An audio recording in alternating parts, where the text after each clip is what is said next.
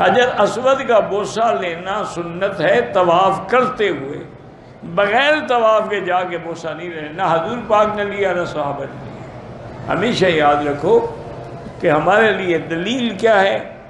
صحابہ، سرکار دو جہاں، صحابہ، اس کے بعد تابعین، تبع تابعین، ان کا قول فعل یہ تقریر جو ہے سب حدیث ہے، ہمیشہ یاد رکھو۔